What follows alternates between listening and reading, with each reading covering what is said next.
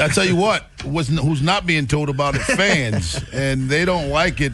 Oriole fans feel like the Orioles are not being transparent with them.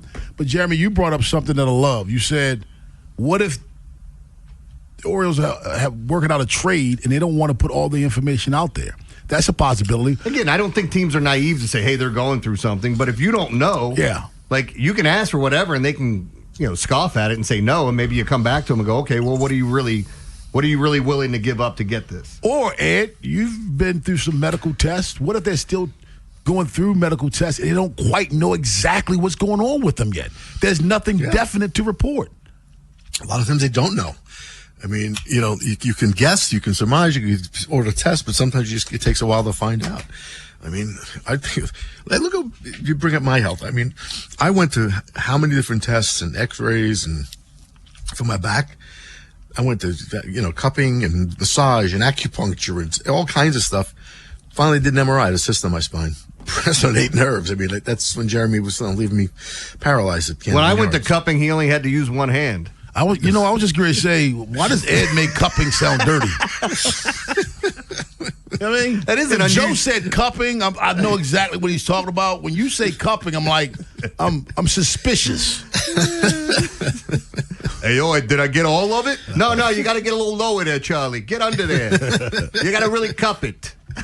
Now, I think if they really know what's going on with Westburg and it's like they're not blocking the trade or anything, I think once everything is said and done, they do owe the fans that information. I'm sorry, they do owe them. Yeah, no. There's but right now might not be the right time for it. I mean, this is gamesmanship. That's all this is. Yeah. I mean, it's the same thing with the guys that try to circumvent the injury report at times, or they wait till the last minute to tell you what's going on, or you list a guy who's got something that's barking, but you don't want to tell him exactly where it is, so it's a leg injury instead of a hamstring injury. The NHL's the worst. Yeah. Upper body, lower body. I love the NHL. I love the way they do that. I wish everybody did that.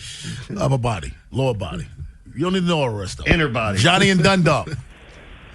Fellas, good morning. Hey, Good look, morning. I got to ask all three of y'all questions, and maybe the fans can answer this for me, but why do Orioles got to give all the information? Like, they're responsible for just putting out a good team on the field. It don't matter what's going on with who and whoever. They just got to put a good product out on the field. Here's why they are responsible, Johnny. Here's why they are responsible. Like every other team is responsible because sports is in bed with gambling. Now, how many games is Jordan Westburg going to miss? Okay. That impacts how many games you think they're going to win.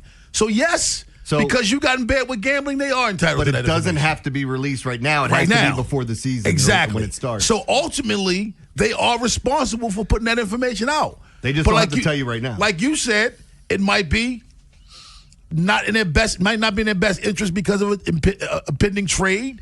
And like you said, it took you many tests to figure out exactly what your injury was. So they're legit reasons to why they're not telling you all the information right now. Number one, they may not know.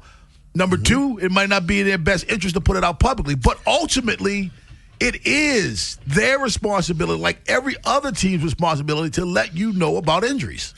Yeah. It's just funny because I know people get upset about this. They feel there's a lack of transparency. But if you just, as a fan, pay attention, like when it was reported that, Jackson and Westburg, showed up first day of spring training, they both reported injuries. Like, it didn't happen on the flight there. That happened prior to this. Anybody could figure that out. And so when they announced it finally, and then you see the Blaze Alexander acquisition, I'm like, yeah, I get it. Like, why would that make people mad? I don't get it. Like, I didn't get mad. For getting ahead of it. Kind of figured it out. Yeah. By the way, I do think it should make people upset that they didn't have to tell us the injury report until they started taking money from the gambling companies. I mean, the NBA was the first one to realize they were hand in hand with that, and they were trying to make money off of it. Like, they were trying to get something to where if they put like the different kiosk in at the arena, that they'd make $1 off of every bet. So they're just raking in money.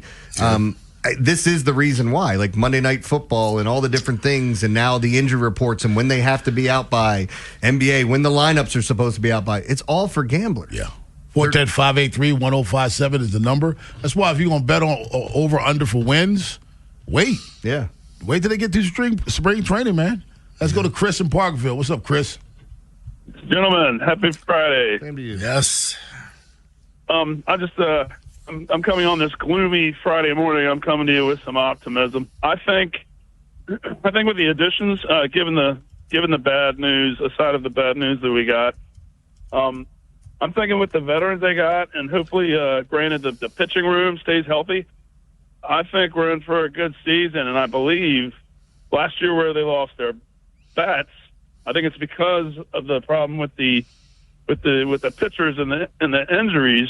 And I think they were kind of reaching at the plate and everything. But I think I don't know. I have a good feeling. My status is wait and see, of course, but I'm optimistic. But you guys, you and yours have a great weekend. You too, man. All right, man. Let's go to Kevin in Ellicott City. What's up, Kevin? What's going on, fellas? Good morning. Morning. So it looks like in 2023, I guess we brought Westburg on around June. It looks like he got around 68 games or so in 2023. 2024, he got 101 games and was a Silver Slugger finalist. And I think last year, Jordan Westburg got around 85 games. I like the guy as a player, but man, he's missed more games than General Soreness has. Well, in 23, he didn't miss games as much. I think you pointed out that he came up late. He missed most of his games after the All-Star break. That's when he got injured, right after the All-Star break in 2024.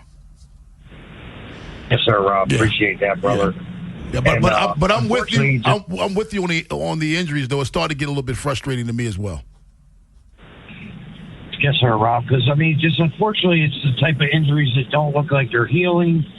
And I don't like it like anybody else. And Jeremy probably had the best point about this. That disclosure was to protect gambling or whatever, man. That's what frustrates me about it. Hey, thanks a lot, Kevin. Well, appreciate the call, man. Warrant Officer Westburg going along with General Soreness. I think we're starting to build a little army over here of injuries.